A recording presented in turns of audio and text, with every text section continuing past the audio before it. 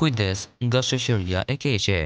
Pasi sorrat po shkatërronin arën me grur të një fshatari, ai në mbrëmje vuri një rjet në fushë që të kapte zogjt që po i shkatërronin arën. Kur në mëngjes shkoi të shihte se çfarë kishte ndodhur, pasi në rjet kishin mbetur disa sorra, por edhe një lejlek. "Të lutem, më çliro", ju lut lejleku, "sepse unë nuk e kam ngrënë grurin tënd dhe as nuk kam dëmtuar gjë. Unë jam një lejlek i pafajshëm siç e sheh, një zog i urtë. Unë e respektoj mamin dhe babin.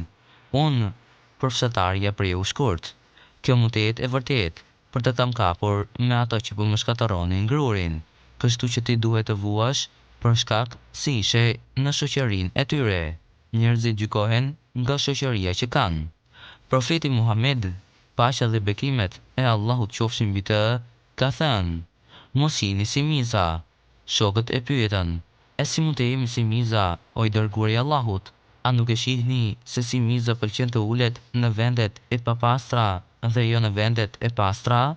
I dërguari i Allahut donte të thoshte se nuk duhet të shoqërohemi me njerëz të keqinj, por me ata që janë të drejtë dhe shok të mirë.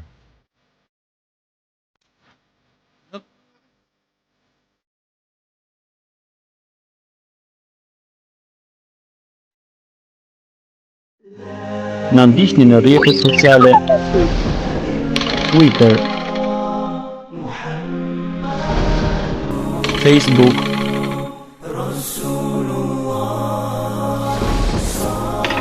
dhe YouTube.